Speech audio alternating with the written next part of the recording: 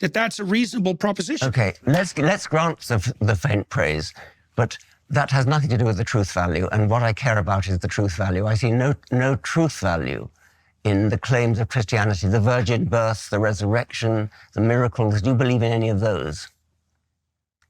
Do you believe Jesus was born a virgin? It's not a hard question. Because we can't do that thing. I don't know. Do you believe in magic? How long do you have to wait? I like being tricked. I like being amazed. I like being like, whoa, how'd he do that? That's neat, right? But do I believe that a man on stage right now before thousands of people is sawing a woman in two and then putting her back together and then defying all of our knowledge, existence of biology, physics all at once and performing a miracle? And we're just sitting here clapping? Why are we clapping? We are in the presence of a God King. Peterson, Richard Dawkins, horrible people, both of them. I used to be a big Richard Dawkins fan back in the day. I've read a lot of his books. I thought The Selfish Gene and The Greatest Show on Earth, both great books. It's unfortunate that him and the rest of the whole atheist movement, turned out every single one of them were just as homophobes, and they were also kind of just like pompous white dudes who wanted to always feel like the smartest men in the room. And like, don't get me wrong, you know, as a pompous white dude who likes to feel like the smartest man in the room, I understand where they were coming from. But like, again, this is my criticism of Ricky Gervais. Like, you found the lowest hanging fruit ever. Like, yeah, the Bible isn't a literal guidebook to human history and a predictor of the future. Congratulations, fucking Nostradamus. What a revelation. What a amazing thing you found. The Bible's not real. Oh my God.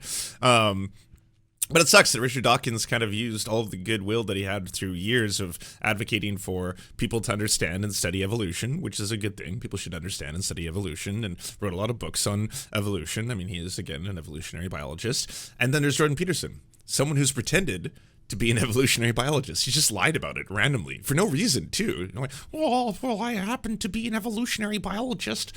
No, you're not. Why would you say that? It's so profoundly strange. Again, maybe just to win an argument or feel like you're the smartest person in the room. And it really sucks too, because Richard Dawkins has now really transformed a lot of his, like, you know, history of scientific conversation. He's a good communicator. I mean, in that I can't really criticize the guy. He's made a lot of concepts for someone like me who doesn't have science brain to understand quite well. But now he's just a massive ass TERF who refuses to keep, you know, as we get new information, as we learn things, as we learn that, you know, it turns out that sex is bimodal, that there isn't a strict definition of there simply being two sexes, that we can actually look towards a whole bunch of different things in order to determine whether or not someone is going to be identified as a man or a woman, stuff like that. He doesn't want to learn any of the new shit. He's basically just going to get stuck in the past and be like, no, there's no such thing. Sex is a binary. There are one of two options. And also, I prefer the sound of the church bells in the morning to Alu Akbar, don't you? So, the two of them squaring off, not something I ever would have entertained. Until I saw that clip. Apparently, Jordan Peterson tries to make a rational scientific argument for the existence of dragons. And that's kind of beautiful. Like, that makes me like him more. If he can actually genuinely sit across the table from a real evolutionary biologist and be like, oh, bucko, dragons are real. You can't tell me they're not. Well, we don't have any basis for that. There's simply no rational reason to believe that there could be giant lizards that blow fire from their lungs or something. Well, why don't we think about the Jungian archetypes and blah, blah. So I did want to see how he manages to pull that off. That's my only interest in this. You made a statement a couple of months ago that I found very interesting.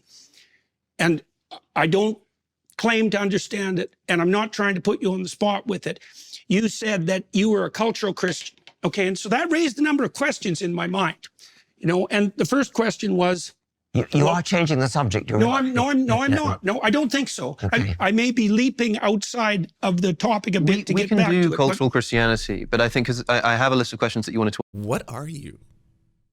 I don't just mean as a human. I just mean like, what is your point or purpose? Why are you sitting there? They're two grown ass men. They don't need a real time British moderator. You know, I'm going to allow this. I will, but with some caveats. Caveat the first. Ask, and that is one of them. But I think Professor Dawkins did ask you... You were referring to the predictive power and to the utility of the stories. Yeah. Okay, so that's actually what I was trying to zero in on. Go ahead. Okay, so that was the point. Well, it seemed to me that your proclamation that you were a cultural Christian was a recognition and a statement that you had found something in the culture that had been derived from Christianity that you had an affinity with, and that there's some reason for that. And one of the things I wanted to ask you is, well, what do you think that Christianity got right that allows you to make a statement like that? I mean, I know that there's differences perhaps in what we both think about the ultimate veracity of the biblical stories. Maybe there isn't differences. Like, it would take a lot of conversation to figure this out, but what did you mean by that? Like, what do you think that Christianity got right that would enable you to make a statement like that? Virtually nothing. I meant by that. Pandering, Jordan. Pandering to his new right-wing audience. Ever since he's going down this hyper-turf arc, I guess you got to start being like, oh, yes, well, I do believe in the cultural aspects of Christianity. I do quite enjoy the church bells in the morning. They're quite splendid. Did you see my tie? It's DNA. Ha! No more than that I'm brought up in a Christian culture. I went to Christian schools. I therefore know my way around the Bible. I know my way around the Book of Common Prayer. I know the hymns. That's all. I don't value Christianity as a truth system at all. Okay, so let me ask you about that, because maybe that's true and perhaps it's not. So the first question is, like, do you... That's so profound. Maybe it's nothing, but perhaps it's everything. Did you feel?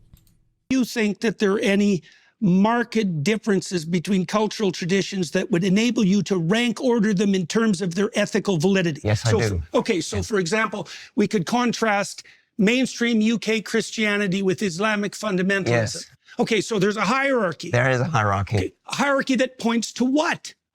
Well, in the case of Islam, I dislike any religion which punishes apostasy with death, that throws gay people off high buildings, that practices... That didn't take long. Yes. I mean, I grew up as a Christian, and I enjoyed going to church, and I identify with it. The reason why Islam is bad is specifically because it wants to kill the gays. And so that's why I disagree fundamentally with the tenets of the Quran. Whereas the tenets of the Bible, I think they're not based in scientific reality, for sure, but I do like the music. Clitoridectomy, that seems to me to place Islam on a lower level than Christianity, but that's not to say anything very positive about Christianity. I love that, like, you know, the whole atheist movement is like, hey, by the way, let's use rationality, okay? We are now post-Age of Enlightenment men of science, and as such, we can understand that perhaps a lot of these things, fables, if you will, aren't grounded in material reality, which we cannot observe or test for, so it's pretty simple. We don't need to believe in fairies and magic and dust and all that. But even though there has been a lot of violence in the past, especially about whose religion is right or whose religion is better, I'm still going to continue that tradition. I still want to rank one religion over the other and say that one's bad because they do bad things. This one's better. I'm not saying it's great, but I am saying that this is a better religion. You're doing the thing. Well, it might be to say something positive about Christianity. Like, I think that question is open, because you might ask yourself, what did Christianity get right that led it away from those particular presumptions and towards something that you regard as more ethically appropriate? Like, this is... I mean, if we're looking at the timeline, Christianity, I mean, Islam came afterwards. So it's not as if Christianity was then invented post-Islam. Isn't a trivial question. It's a very modest claim. There's not very much. I mean, to be better than a religion that throws gay people off high buildings is not really a very virtuous achievement.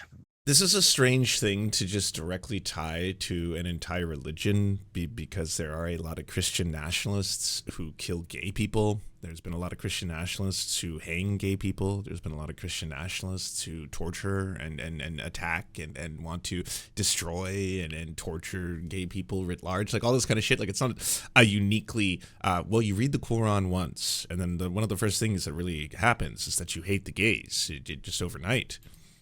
I don't know. I don't know if that's true, because if you look at the barbarism that characterizes the human past, you might think that any progression whatsoever towards something approximating mercy and tolerance is nothing short of a bloody miracle. Well, like people are pretty ruthless, and so are our chimpanzee cousins. Yes, they are. Right. So, yes. So we move forward into the light with great difficulty. Yes, and yes. the fact that we can take that for granted now, and that it seems self-evident and deserving of faint praise, it's not so clear to me that that's a reasonable proposition. Okay, let's grant the faint praise, but that has nothing to do with the truth value, and what I care about is the truth value. I see no truth value in the claims of Christianity, the virgin birth, the resurrection, the miracles. Do you believe in any of those? Do you believe Jesus was born a virgin?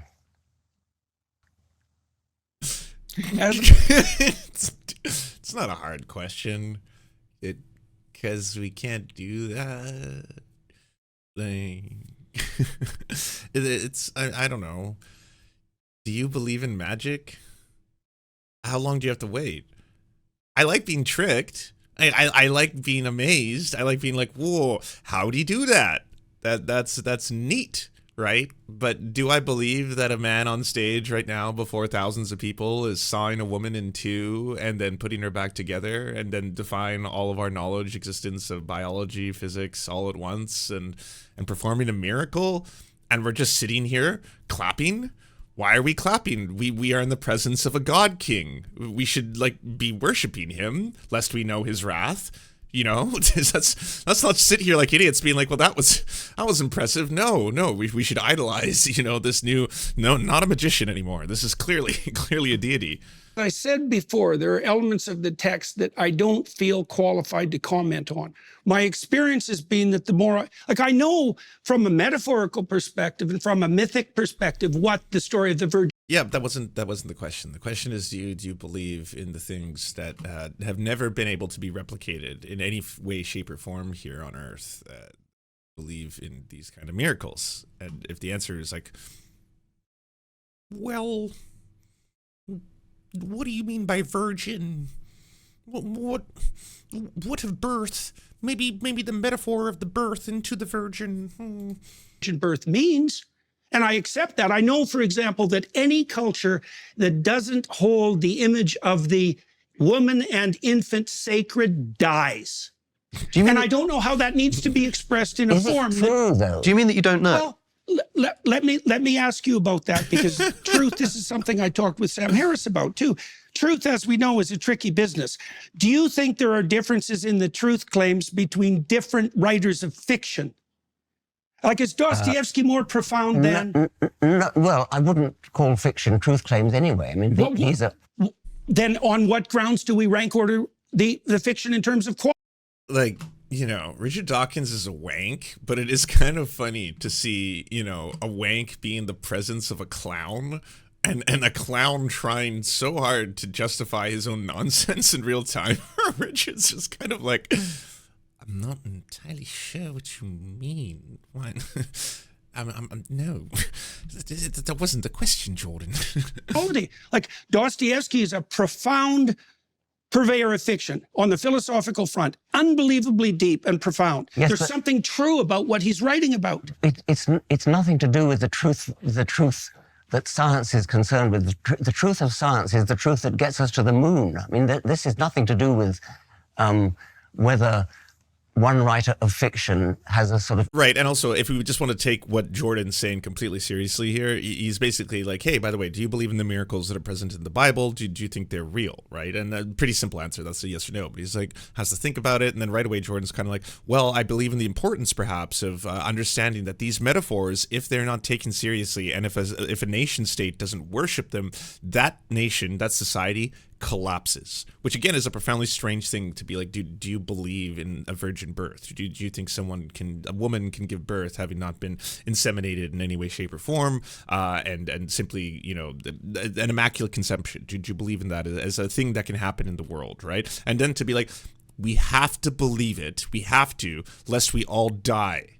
So I mean, yeah, I guess that is kind of like the ticket you got to buy when you want to believe in the Bible, right? It's that, like, if I don't believe in these things, I'm going to hell.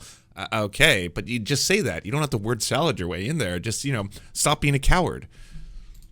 Insight into him. It's like, no, this is bigger than me. This is bigger than all of us, all right? If we don't believe, then society burns. Nature, that goes without saying. I accept that. Okay, so how do we deal with the notion that on the purely factual side, how do we deal with the idea, let's take you talked about clitoridectomy, let's talk about the oppression of women. Yes. We make a scientific case that that's inappropriate? Or is it a case that we're making on some other grounds? Like I see in the Judeo-Christian tradition, one of the earliest pronouncements is that both men and women carry the image of God, both. And that sets a certain tone to everything that follows. And it is a remarkable proclamation given its radical age, that both men and women carry the image of God and are to be treated as something with intrinsic value outside of the domain of power and politics. And it isn't obvious to me, having thought about this a lot, how we deal with that in the pure realm of fact. Because one of the facts is, if I can oppress you, why the hell shouldn't I? Yeah, my job is to keep things on track here. I think there are a number of questions which Professor Dawkins has asked quite directly that we still haven't really heard an answer for. Okay. Professor Dawkins asked... Okay, you know what? Maybe I should withdraw my burns on that dude, because, like, no easy task. Gotta say that is a Herculean, you know, and almost a cross to bear in order to try and keep Jordan Peterson on track. Whoa, no, but we were talking about the clitoral. What about the release? Are we getting there yet? Or... Asking about the virgin birth. You started talking about metaphor. You started talking about myth. I think anybody listening to this conversation will understand that maybe a society that doesn't believe in the virgin birth won't work. Maybe that's the predictive power that you're talking about. But I think you must understand that when Professor Dawkins is asking you, do you believe that Jesus was born of a virgin? He means something like a biological fact. And by the way, saying I don't know, or saying, you know, I'm not qualified to comment, is an answer to that question. But is that your answer, that you don't know? I said earlier, and I would hold to this, is that there are elements of the text that I don't know how to, that I'm incapable of fully accounting for. I can't account for what. I've never seen someone make cowardice try to appear so profound, you know? Like, just say it. Just be like, I believe it. I believe in the fairy tale. I want to believe. I'm a real boy. You say it enough times, maybe it'll come true. I don't know, but just say that. You don't have to be like, well, Dostoevsky says in his early works. It's like, no, motherfucker, just say it. What the fundamental reality and significance of the notion of the resurrection is. My knowledge just ends. Sure, but I know that whatever happened as a consequence of the origination and the promotion of the Christian story was powerful enough to bring Rome to its knees and demolish the pagan enterprise. So there. Again, what does this have in basis of the question? All right? Hey, I've got a text here, and this text has a story in it. The story is about a man named St. Nicholas, and once a year, to the children of the world who are good, he goes around flying. Yes, not using aerodynamics or anything that we know. He just jumps into his sled. The sled then flies in the sky, and he travels around the world, and then he goes into each individual good kid's houses. He knows who's naughty, who's nice. He gives them presents, and that's why the presents arrive on the Christmas time. This is the story. Do you believe that's based in reality? Do you think any of this can physically happen? Well, I know for a fact those who don't believe burn.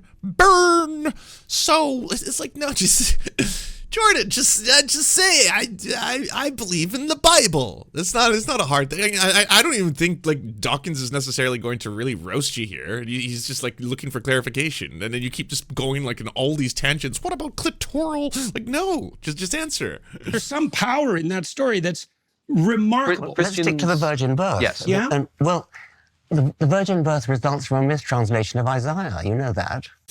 Lance, Western Christians, it's Santa Claus. In Eastern Christianity, our Santa Claus is based in Saint Basil, who gives money to the poor. What? There's a more base Santa I didn't even know about? And there's also a racist one, too. I forget the name of him. Who is it? Is it the Danish who do the whole blackface thing? Svarte Piet? Is that the name of him? And apparently the Japanese have a Santa who lives on the moon. Which, again, I learned from Simpsons, so I don't know if that one's true. It's the Dutch? Yeah, okay, that's the Dutch who have the racist one. But I like the Japanese moon Santa. That one sounds awesome. Why don't we do more of that? Like these sorts of questions, what would you say? They don't strike me as, they're not getting to the point. I know The that. I story know you has a think purpose. that. Yes. Well, and look, I understand that there's perfect reasons to debate this. I know that, and I know. No, but like honestly, again, I don't know who. There's people, I guess, in the Daily Wire watching this. I'm assuming mostly men who are just like, this is so unbelievably profound. Two titans, Goliaths, you know, of the cerebral cortex matching up against each other. Xavier versus Xavier, and like. It's a very simple thing. It's like, hey, by the way, do you take the Bible literally? Not a new conversation in any way, shape, or form. Do you take the Bible literally? And then to respond to that being like, there are things in the world that we don't know, and it is so profoundly powerful. And I've certainly seen in my research entire civilizations that have crumbled because they chose not to believe. But that doesn't answer the question, doesn't it? Again, you can dance all around this all you want and try to add some kind of gravitas to the statement, but do you believe in miracles, sir? Very, very easy question. Very easy answer. Yes, no. Maybe. I know that your question is more than valid, but it's beside the issue as far as I'm concerned. And it's partly because, well, when we started this conversation, I said, for example, that it appears to be the case that a description of the structure through which we see the world is a story. We see the world through a story. And so that's a remarkable thing. That's a remarkable discovery, and it's emerged probably in the last 60 years in multiple disciplines. We have to prioritize our facts. And so we prioritize them according to a particular pattern. And there are patterns that seem to work and to propagate themselves properly and to orient cultures towards life abundant. And there are other patterns, the pattern of Cain, for example, that lead to absolute bloody devastation. And I don't know exactly how to construe that sort of truth. But we talked about the oppression of women, for example. It's like, how do you make a case on purely factual grounds? I love how the moderator just basically said out loud, by the way, the point of me, why I exist in this kind of scenario, is to make sure you fucking stop this word salad nonsense that we all knew was going to happen, and we kind of just stick to a much more clear and concise debate. But you're just not going to do that? Because he's doing the same thing right now. Again, very simple question. It's one that you can answer yes to, you can answer no to, but then again, he tries to make it seem so profound. Grounds that women should be treated as equals. It's a moral question, and I know that's exactly. And I was dealing with a factual question, which is, did Jesus have a father? And you won't answer it. Well, It's a Jesus different had an kind of earthly question. father and a heavenly father, like almost all mythological heroes. So he wasn't born of a virgin then? So you're saying that Jesus was not born of a virgin? I said, first of all, that I don't know how to mediate the fact-value dichotomy in that case. I said the same thing about the resurrection. It's not a value. It's a simple fact. I mean, did a man have intercourse with Mary and produce Jesus? That's a factual question. It's not a value question. It's also, the stakes are so low. Do you think you're being watched by God right now? Do you think God is watching this? Like, hey, watch out. Hey, Petey, we talked about this. Come on, don't fuck this up. Pearly gates are waiting for you. Do not fuck this up, all right? Very sensitive. Very, very sensitive. You've read the Bible, have you? You know what a wrathful being and how insecure I can be. The master of the universe, insecure as fuck. The first three, commandments are all just like, thou shalt have no gods before me, no engraven images, all that shit. It's like, yeah, I'm deeply insecure, all right, Jordan? So watch it. You must understand what you're being asked here, that even if you think that, say, the author of the biblical texts intended much more significance than a simple scientific analysis of events. Professor Dawkins is interested in scientific truth. That's the kind of truth that he's interested in. And even if you think it's irrelevant to the point of what the gospel authors were getting at, that first needs to be clarified before you can then begin actually uncovering what the stories are about. So I think Professor Dawkins is asking from a scientific perspective, and maybe you think that that scientific approach is wrong, but if you just take it for a moment, maybe this is how we find out that it is wrong. Let's take a scientific approach, ask the question, did this occur? I think that it's inappropriate to use a question like that to attempt to undermine the validity of the entire, what would you say, deep mythological enterprise. But that's not at all what they were doing, Jordan. God damn it. Why are you making me defend Richard Dawkins here? It's just a very simple question. And then all of a sudden just being like, well, I mean, by answering that question, it calls into, is this even a real text at all? It's like, we're not asking you that. It's not profound. It's not deep. Do you literally believe in the idea of Immaculate Conception? Do you believe that as a thing? Do you believe in magic, sir? If you believe in magic, just say it. Like, nothing to me, but like millions of people do. Clearly, lots of Americans do. Lots of Canadians do. We weren't doing that. Suppose we were asking out of interest. Suppose that we were all here devout Christians, maybe even Jungian Christians, and we thought, this is interesting, over dinner. Do you think it really happened, like scientifically? Would your answer just be, I don't know? Yes. And you wouldn't consider it, I mean, it's not an inappropriate question to ask, just on a point of interest. Right. Did this really occur? And I think so often people are asking you that, and especially given the context of this conversation, we've heard everything that you're saying about metaphor and myth, but because the question is still then being asked, did it really happen? You know that that's what you're being asked. And the way you just so easily said yes, I wonder why you struggle to do that in so many other circumstances. I think because I don't look at the situation the same. The way that Dr. Dawkins and I look at the situation are really quite different, and at many, many, many levels. You know, so even on the meme question, for example, you know, like, I know the literature on the history of religious ideas. I see how these ideas have battled across millennia in a manner that is very reminiscent to me of the same sort of claim that Dr. Dawkins is putting forward with regards to meme. I know that literature. Dr. Dawkins doesn't know that literature. And it's very difficult for me to communicate from within the confines of that literature because it's extensive and deep. And we're dealing with... Yeah, this is great. This is a lot better than I thought it was going to be. Just because it's like, it's two wankers, and then clearly Richard Dawkins is just like, what the bloody hell are you talking about? No, I was discussing memes with you. I wrote the book on it, memology. I invented this term. It might. Have you not read The Selfish Gene? I've read The Selfish Gene, by the way. It's a great novel. Yeah, just, oh my God, I just realized now, these aren't lines. I mean, sorry, they are literal lines. This is text. You can't make out what it says. It says like, room, clam, clean. It's clean your room. It's clean your room. Oh, bravo. This is like 6 for 6. He's got some tailor who, I swear to God, I've got a conspiracy theory. I know it's not based in reality, okay? This is in the same way some people believe in, say, miracles and biblical texts and shit like that. I've got a conspiracy theory that Jordan Peterson's tailor is fucking with him. Like, he genuinely knows how fucking clownish he makes him look all the time. He's like, oh yeah, don't worry. This shit is, the kids call it the Riz. You are going to look fly, sir. Just you wait. So I've basically got heaven and hell, and then it's going to do, oh, sorry. It's gonna look super cool. Have you seen Batman? Are you fond of Batman? You'll look like characters in Batman. No, not the Batman. You're not going to be Batman, but other characters. People will probably compare you to a couple of them, I'm sure, and it's definitely really becoming of a man of your stature, sir. He's got a clean your room, fucking clean your room, clean your room, clean your room.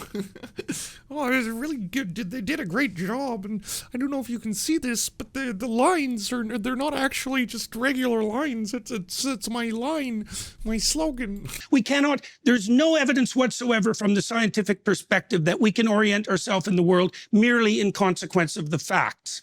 Sure. And that's a fact. And it's a fact that's been detailed out in great detail in the last 60 years by people. And that's a fact. It's a detail that's been detailed out in great detail. That's a literal quote. Brilliant. From a variety of different disciplines. We have to prioritize the facts. That's a value hierarchy.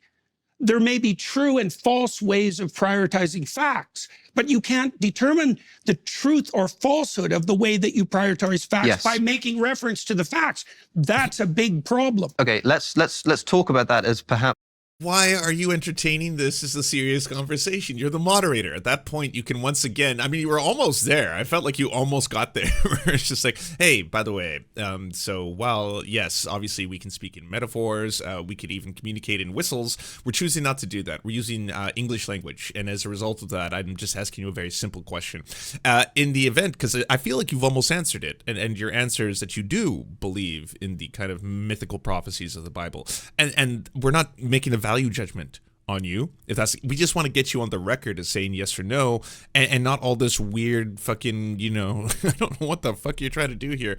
It cowardly though. Very, very cowardly. Just say it, Jordan. You can just, I believe the Bible's literal. I believe in the fairy tale. I like it. It gives me the feelings that I enjoy. A slight detour here, because I think we do need to come back to this Christ resurrection thing. But Professor Dawkins, would you say that underlying the scientific enterprise is a fundamentally unscientific assumption? The moderator is the guy who Peter Hitchens had a sissy fit against. He was asking Peter Hitchens about the harm caused by cannabis prohibition in the UK, and Peter Hitchens stormed out. He stormed out? What? Over weed? There was some fucking weed. You can make scientific investigations in the world, but in order to do so, you need to choose what to prioritize. You need to choose what to investigate. You also need to value the truth. You need to have a value and a motivation for doing it in the first place.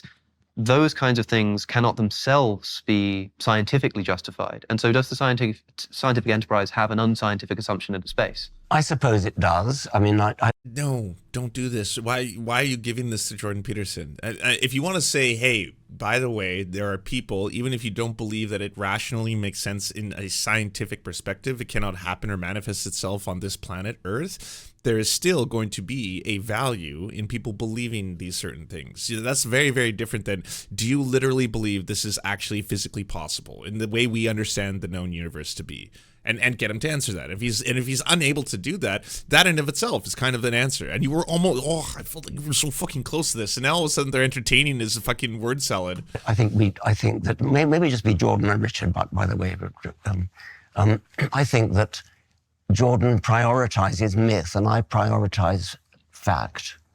And I think myth is kind of vaguely interesting, but it's not the be-all and end-all of my life. I think it's somewhat secondary to scientific fact, the sort of facts that tell us how. He also can be like devilishly Britishly condescending, and he's choosing not to, but right there he could have really gone for the jugular, right? He's not. This is a friendly conversation amongst colleagues, you know, TERF and TERF. They both hate trans people, so they've got some stuff in common, but you know, Richard Dawkins against someone he considered an enemy, probably like a Muslim, for example, he would have just said at that point, he's like, you believe in myths and fairy tales, I believe in facts, and I simply believe that for you to believe in myths, stupid, makes you stupid, profoundly stupid, you know. Oh, bloody hell, all right, bucko, let's slap you. Old the universe is, how old the world is, the history of life, the engineering achievements of landing a spacecraft on a comet. These are the things that science can do.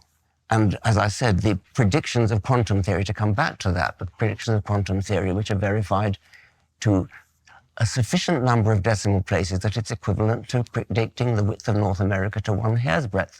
Now, that is, however difficult quantum theory is to understand, that is what you can get from quantum theory. Now, the mysteries of the Bible, if they are mysteries, aren't in the same league. I mean, they just don't cut it. Oh my God. Look at this cringe. I don't think I've ever seen such cringe. How do you, Mr. Peterson? What is going on? So you put yourself as Doctor Strange. We got Trump as Professor X. Is JD Vance Wolverine? And we got, you know what? Elon Musk as Deadpool is probably the closest. I think, is that Tulsi? I can't tell. I can't make out who the other faces are. I don't know is RFK Jr. Beast? Okay, so I read a book a while back that described the biological reality of the dragon. Say, well, there's no such thing as a dragon. It's like, okay, is there such a thing as a predator?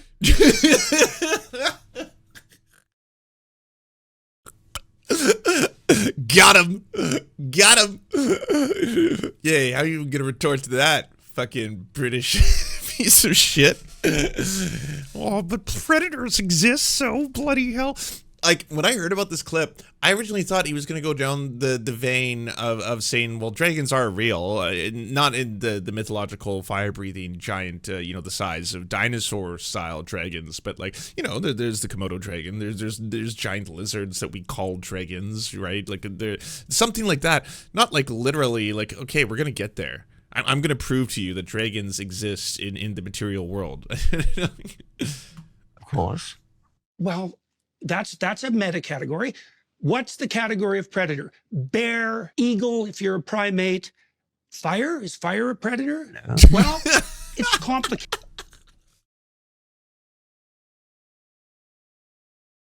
Fire. Yeah.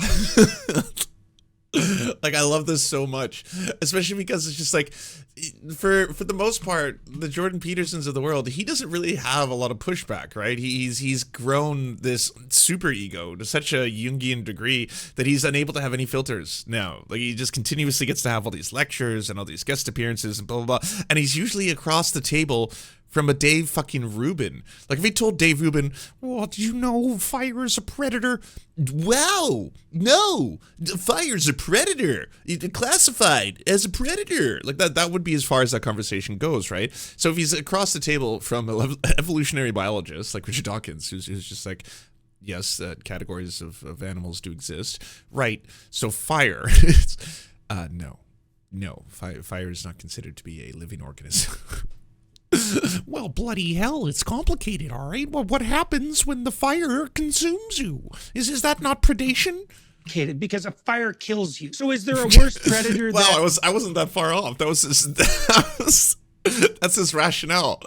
Words have no meaning to this man. It's basically just where he wants to go, he'll get there. And serpentine, flying, fire-breathing reptile? Is that not the imagistic equivalent of predator? So in what way, if predator is real, in what way isn't dragon real? I don't know why you say dragon. I mean, we have lions, we have tigers, we have saber-tooth. Right, but why not abstract? So a dragon is a pictorial representation of the abstracted concept of a predator. Yes. As you say, we already have the term predator, and so it might be useful in art, in narrative, but when you say the biology of a dragon, you must understand how that can be misleading. I don't think the category of dragon is any less valid than the category of lion. Any less biological? Well, it depends on your level of analysis. You would say that lions are an instantiation. And again, this is just for people who think that there's some brilliant conversation going on here. And it's like, this is the shit that was sorted out well beyond the Middle Ages. Like, what is the point of even having these categories? If, again, they're fluid, right? Like, yeah, sure, the dragons in the material biological sense do not exist per se. But fire can consume you and kill you. Does that not make fire a predator? And then it's like, metaphorically, but like we're not going to classify fire as an animal, so you can enjoy feeling smart. Like that's what all this is. Did you get to feel smart for a day, sir? You did it. Of this bracket term of predator. I would also say... Would you therefore say that a lion is an instantiation of the bracket term of dragon? Yes. Yes, because we're not only fact-oriented creatures, right? It actually matters to us whether we get eaten. Right, but like honestly, I think you can make maybe like say predictive analysis of the behavior of creatures in order to be better trained into knowing whether or not they're going to attack you, and understanding how fire works and how the element of fire, sorry, can't say that, gotta say that the animal known as fire, the predator, knowing that say looking at a small contained fire, most likely if I'm sitting across from it, it's not going to reach out and eat me, but it could consume a forest if we let it get out of control. But is it a forest? Or is that forest, in fact, a muffin? Is it a muffin, or is that muffin the color purple? And if the color purple is, as we know it to be, consuming all of society, what is society? Like, what are we doing? What are we talking about, sir? I don't know. I mean, whatever good-ass fucking drugs you're on, pass it around. Hey, if you'd like to unlock secret bonus episodes as well as uncensored content, go to patreon.com/The Serfs. This show is produced by Anna Loves Riley, Arian McCarthy, Cheryl Alvarez, Comrade Junkie, Doug Caddy, Everything Important, Hagbard Celine, Jimmy Sombrero, Multimondi, Omni, Political Puppy, Preston Kroll, Quiet 185, Riley and Anna, Roller Dragon, Cernicus, Stellar Gwyn, Sebastian Demel, Travis McClinton, Trincell, Words Greenwood, with additional support coming from all of these amazing human beings right here.